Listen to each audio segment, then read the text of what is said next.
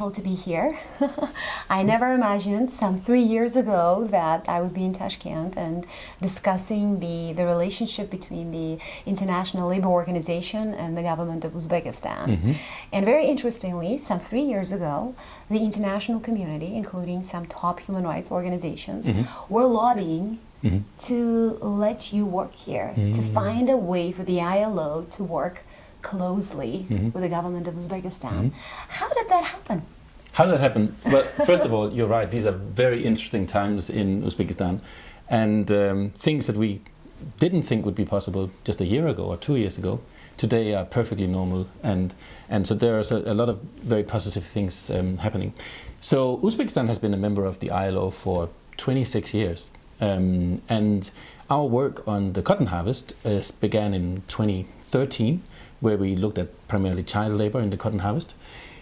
In 2015, we expanded our focus on the cotton harvest to also include forced labor. And so the project that I'm responsible for, the ILO third-party monitoring project, was initiated we did our first monitoring to also look at forced labor, primarily in the context of the World Bank project sites. But we've always conducted our monitoring nationwide in all provinces and in all districts. You seem to have the closest relationship now with the Uzbek government. You're a major player here in Tashkent, and I'm actually complimenting you because many international organizations, we have to openly recognize the fact that they have struggled to find a common language with the Uzbek government to communicate with the system, and you seem to have found that golden mean. The Uzbek government speaks very highly of you. They trust you. They are relying heavily on you as we approach this new cotton season. They are completely counting on your support. But as far as I know, this is not an unconditional support. No, and I think you're right. First of all, it's important to understand who the ILO is. So we are a little different from other UN agencies in that we work through our tripartite constituents. So we do work with governments, but we also work with employers and worker organizations, trade unions. So we work through a tripartite structure. So other UN agencies are closer to perhaps the government alone, but in the ILO we have a tripartite structure. So in any country, the government is not your sole ally. Exactly. You this need is other the thing. partners. We always work through our tripartite structure. And how independently can you operate like that? I am happy to say, and I think this is an important topic, we have complete independence. Nobody is trying to restrict our operations on the ground here in Uzbekistan. There is no attempt to influence or, how can you say, control the monitoring process of the cotton harvest. So I think and we can talk more about exactly what that means.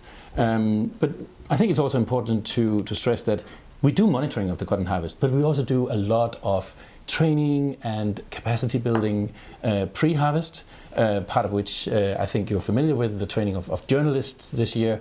We've also trained public prosecutors and the Minister of the Interior and human rights activists, and we have trained people involved in the recruitment for the cotton harvest. And is training a part of your regular work? Do you do this in other countries too, or Absolutely. is this something specific for Uzbekistan? Yes. I think this is something we do worldwide, and we can take some of the best practices and apply them here in Uzbekistan. I think, quite frankly, that Uzbekistan is turning out to be a bit of a pathfinder in the ILO system, because many of these learnings that we see in Uzbekistan, I believe, can be applied in other countries where you have similar issues. The government of Uzbekistan has always argued that the problem of forced labor in this country, which is something that they failed to recognize for a long time, of course, the existence of forced labor, they have always argued that this is such a unique case. Like we're such a special case. Like treat us differently. Don't judge us based on those regular international standards. Is this such a unique situation? Because first of all, let me pick up what you said first. I think today we're in a situation where we have very straightforward conversations with the government and with everybody else in Uzbekistan. Nobody is trying to talk down the fact that there is a forced labor issue, and this is what we're working together to eradicate. So I think what may or may not have happened in the past has certainly changed into the situation today, where we have completely open conversations about this. So the old arguments are not valid anymore. I don't know what you mean by the old arguments, but that we are very special. Like, you know, don't judge us based on the international experience. The relationship between cotton and the people of Uzbekistan is very unique. You see, the issue of involuntary or forced labor can take many different shapes and forms in different countries. So, for example, ILO is also working in Thailand on issues related to the fishery project, where you have people working in forced labor, trapped in forced labor situation on fishing vessels, and they can be out at sea for quite extended periods of time. That is a different situation than picking cotton for 4 to 6 weeks during the cotton harvest here in Uzbekistan. There are also different recruitment mechanisms, and some of it involves migrant labor, and some of it doesn't. Here in Uzbekistan, there's no migrant labor of workers coming into the country to pick cotton. So you have different flavors, if you like. You have different types of forced labor. The principles are the same. If you pick against your will, and if you fear or if you believe that there will be some negative consequences if you decline an invitation to pick, then it's forced labor, and it's really not very complicated. And can you confidently say that you and the Uzbek government are on the same page in terms of understanding what is forced labor? The conversations we have had since the 2017 harvest and going into 2018, yes, I can say that we are completely on the same page. We do not have any misunderstandings about what the ILO conventions say, what the Uzbek laws and regulations say, and where the issues are. Absolutely. Mm-hmm. We have full transparency and full cooperation from the Uzbek government. And who are some of your closest partners now that are non-governmental here in the country? So this is a good question. So we traditionally, as I said, we would work through government structures, like, for example, the Ministry of Labor. We would also work through trade unions, so the Federation of Trade Unions, and the Chamber of Commerce and Industry, representing the employers. What we are also doing in Uzbekistan is that we have other key partners, such as civil society. We work very closely with independent civil society activists. We work very closely with journalists from various types of media. And we work very closely with other types of civil society registered organizations. So we have a broader spectrum than just the tripartite. What would you say to those who are basically criticizing you for selecting certain groups only to partner with? Like, how do you choose your partners? Do you go to them based on their work, or is this, obviously it's a two-way street, they have to be willing to work with you too, but what is the process like? How transparent is that process? Well, look, I mean, we're very transparent in terms of who we work with. Obviously, when it comes to dealing with the cotton harvest, there are some players you have to deal with. People are very emotional. Very emotional, yes. But just to give you an idea, this year we will be doing monitoring jointly with human rights activists, independent, unregistered human rights activists who form part of some of these international networks that are also interested in this area. We will be doing monitoring with these people. We are very open to cooperation, and we by no means want to be selective in who we're dealing with. And when it comes to the processing of all that information that gets collected, mm-hmm. How is that process like? Do you do that together with them, or do you then take everybody's input and then analyze it yourself? Oh, that's a very good question. Thanks for asking. So let me sort of explain to you how we gather our data, how we manage it, and how we analyze it. So let's use the 2018 harvest as an example. So this year we will be conducting some 11,000 interviews. Last year we conducted 4,000 interviews, so we're doing even more this year. Almost 3 times more. Almost 3 times more. And this is across the country? This is across the country, in all provinces, in all regions. At the same time? Or?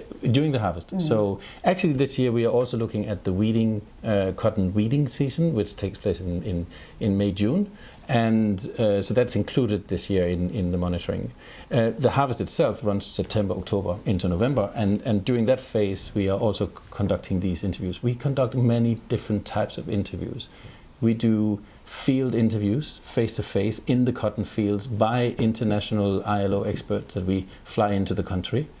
This year we're going to be doing these interviews jointly with local human rights activists and, of course, the Federation of Trade Unions, who, by the way, recused themselves completely from the interview process. There is no interference. There is no nobody knows where we are going to do these interviews. So the interviews are unannounced and unaccompanied completely. And the government is okay with that? Absolutely. Including the Ministry of Labor? Including the Ministry of Labor and beyond. Yes, we have full support. And I think this is important. There's no attempt to hide anything. Certainly, we saw this beginning in 2017. There was an openness, and it followed the president's speech at the United Nations General Assembly, where he very openly talked about these issues. And in 2018, I think we have reached a stage now where, we have no attempts to interfere with the process. You have some harsh critics, obviously. Mm-hmm. Some of them are your partners too. Mm-hmm. I mean, for example, the cotton campaign. Mm-hmm. You consider them a partner. Absolutely, yeah. Of course, yes. And you have had many conversations with them over the last year, and their delegation visited Uzbekistan last May. They had a good visit, they tell us.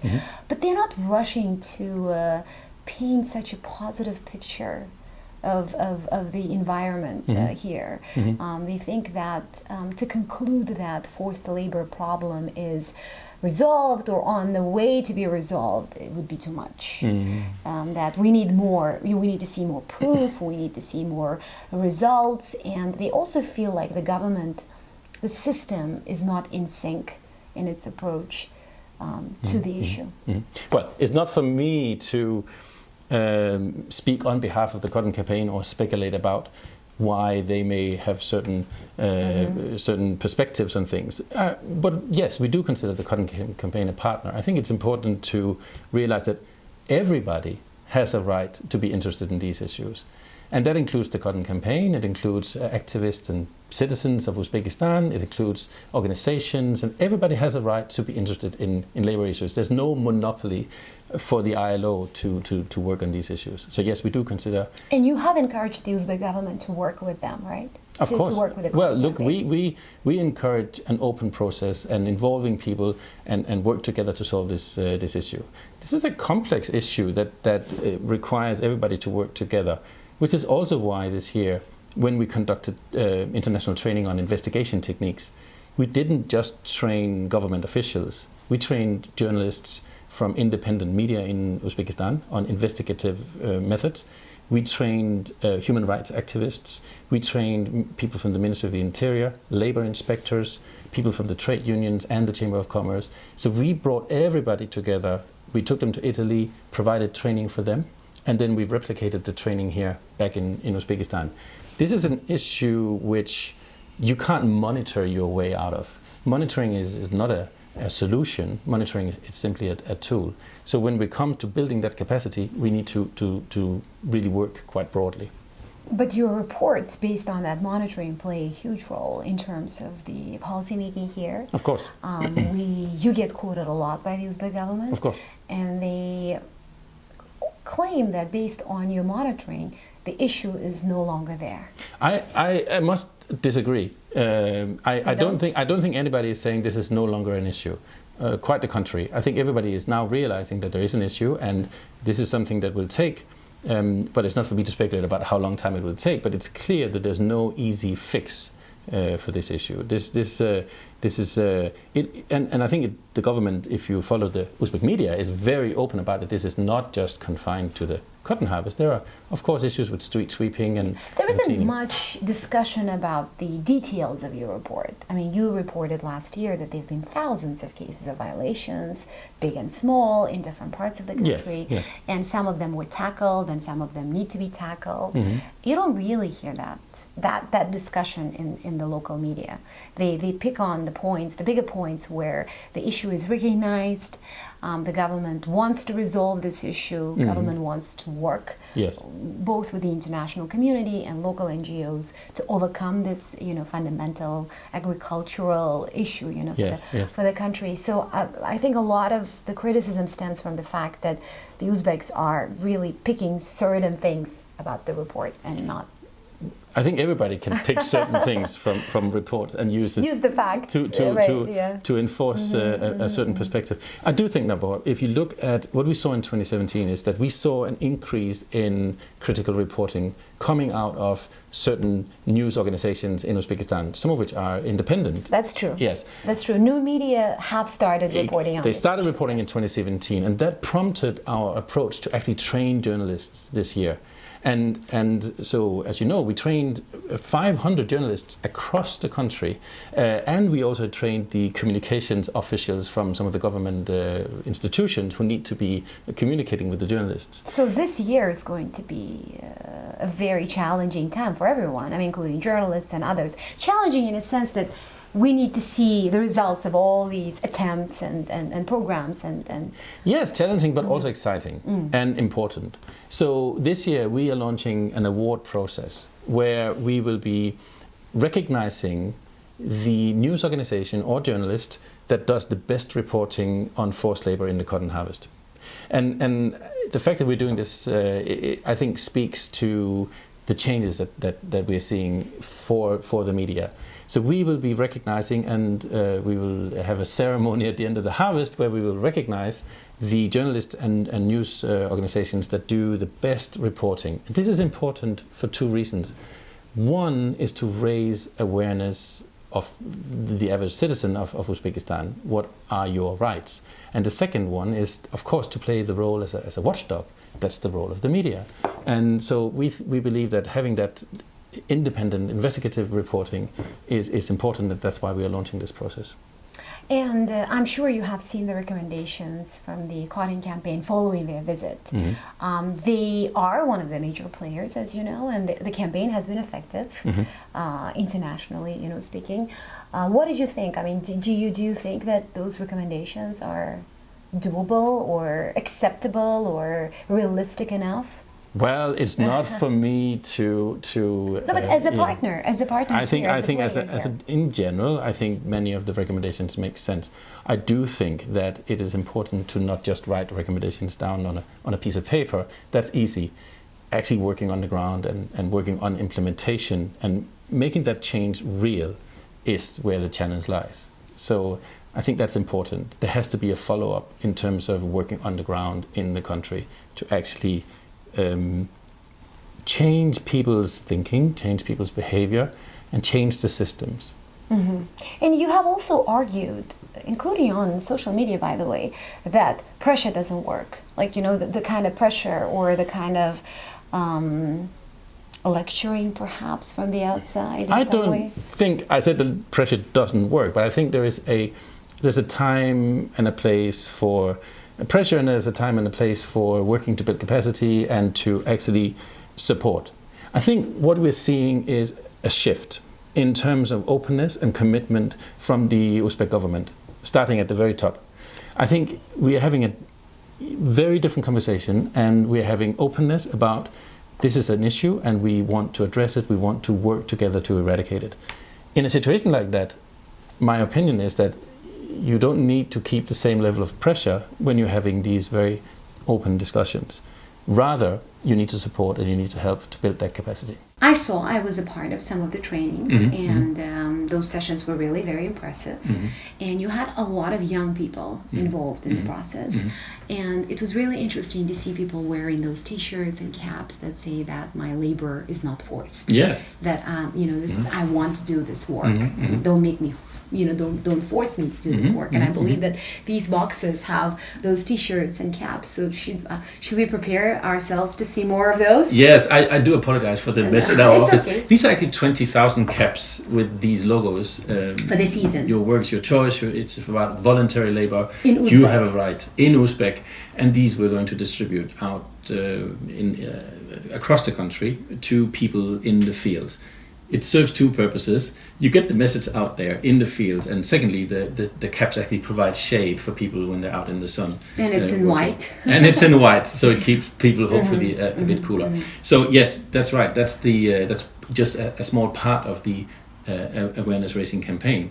And I like what you said about, indeed, you were part of the training of these journalists, and so was Human Rights Watch. We work openly with Human Rights Watch on a number of issues, and I think it's very, very good to see Human Rights Watch active on the ground in Uzbekistan, having an impact. So we're very happy with that cooperation. So you would be willing to do continue joint projects with Human Rights Watch? Absolutely. And if the cotton campaigns wants to come and do something together, you're open for that? We are open to working with anybody who's willing to work with us, and we've done it in the past, as you say, and it's worked very well. And it's been welcomed by the government and by stakeholders in Uzbekistan. So yes, that's definitely something we are open to. The child labor issue, you concluded, I think 2 years ago, if I'm not mistaken, that is no longer such a huge fundamental problem, that the child labor has been tackled with to a great extent. Thank you for raising this point. I think it's important to be very specific here. Systematic child labor in the cotton harvest in Uzbekistan is no longer an issue. You do not see mass mobilization of school children picking cotton. That's a thing of the past. It does not happen today. Of course, as in any agricultural setting, anywhere in the world, you do have isolated cases of underage workers, and but it's not to an extent that is any more significant than it is in most other countries. And of course, agriculture is a high-risk sector, especially in these peak situations such as the harvest. So, just to be clear, we believe, and we firmly believe, that there is no systematic child labor in the Uzbek cotton harvest. There are isolated cases, and we found some during our monitoring. But what we also saw was a systematic follow-up to those cases to immediately make sure that the situation is rectified, the child is looked after, it's investigated what happened, and made sure it doesn't happen again. So we really, I think it's time to move on from that conversation, not to forget about child labor. Anywhere in the world is a big issue, but it's not a systematic part of the cotton harvest. And we know that people do get paid for picking cotton. Yes. And that paid system is expected to widen this year. Yes. How much are people going to make?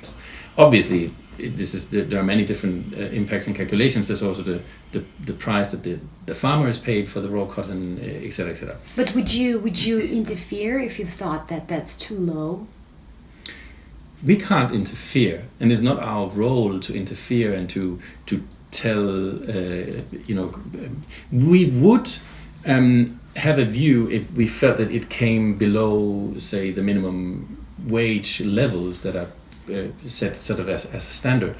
But as a matter of fact, a reasonably productive cotton picker can pick and earn in the region of what, say, a nurse or a school teacher earns. So it's for women in the rural areas, this is actually quite an opportunity to earn a cash income. Seasonal work, and that is exactly what we find, that the vast majority of the cotton pickers are voluntary.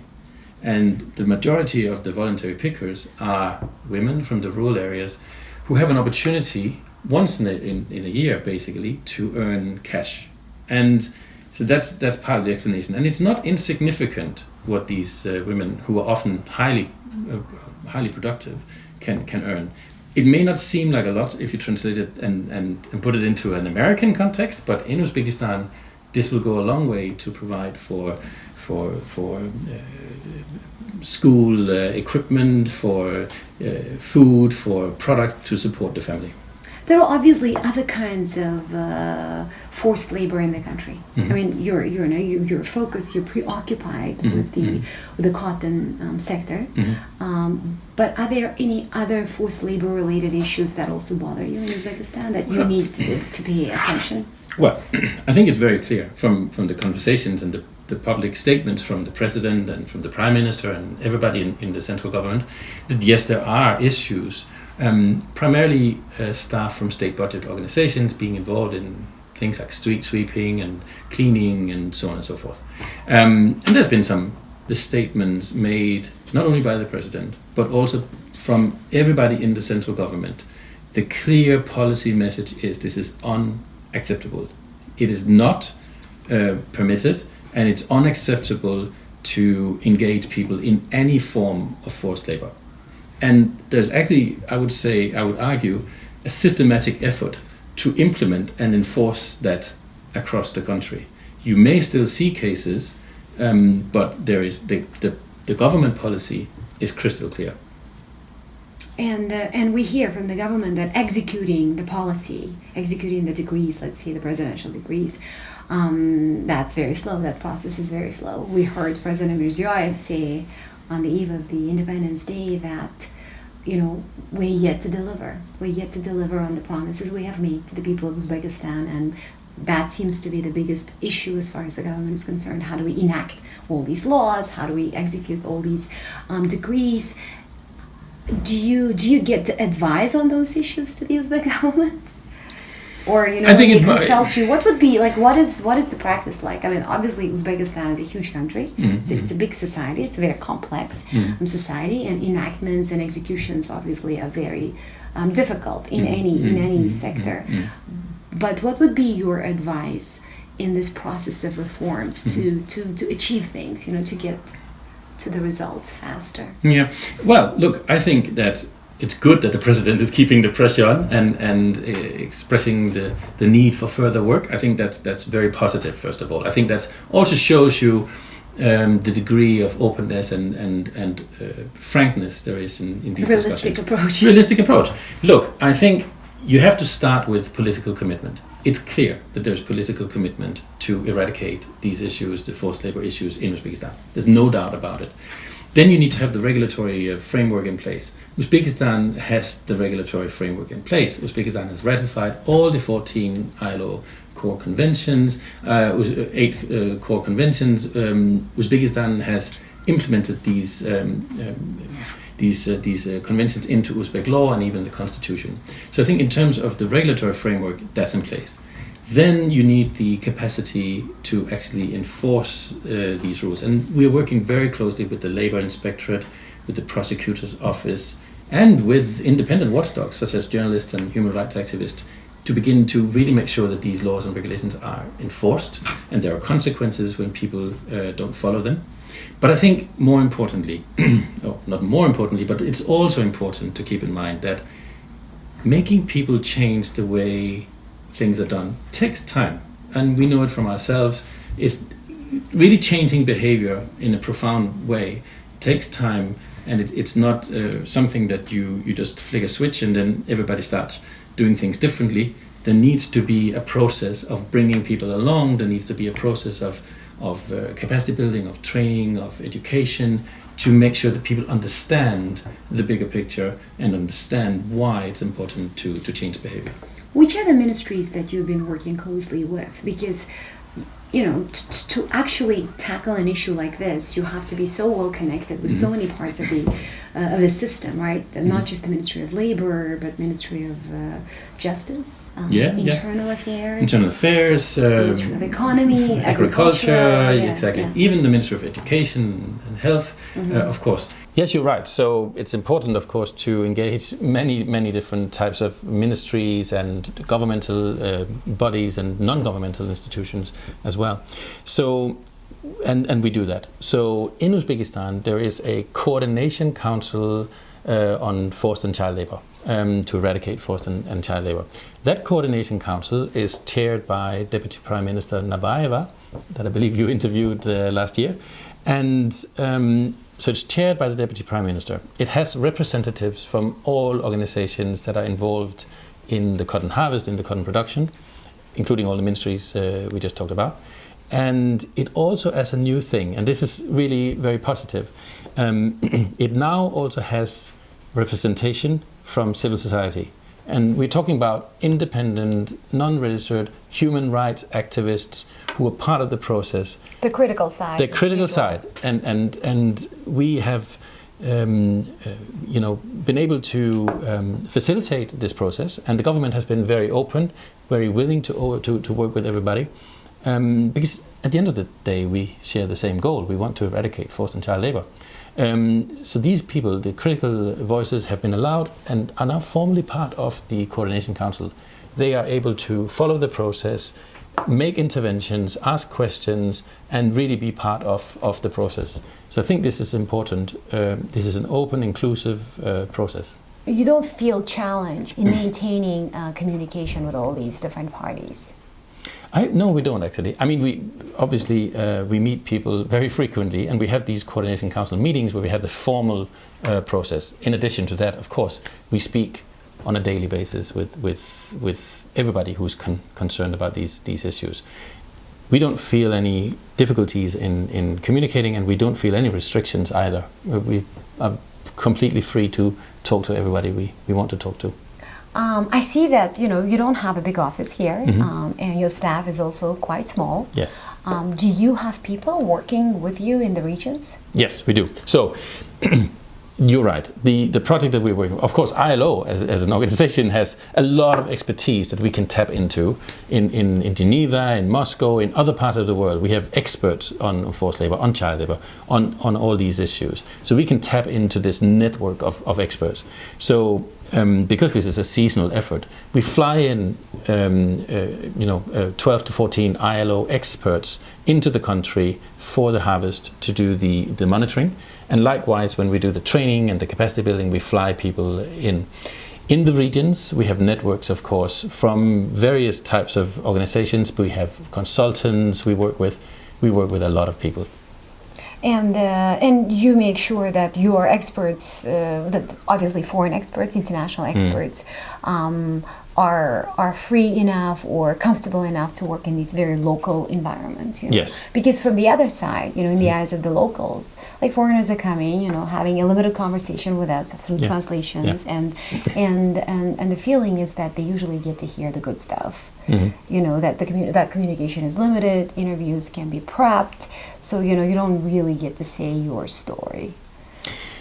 Look, I understand that view, and I think it's important, first of all, to stress that we don't rely alone on flying foreign experts in. We have many different ways of tapping into people's opinions. We do follow social media, we do telephone polls, we do focus groups, we do all these 11,000 interviews conducted in very many different ways and means.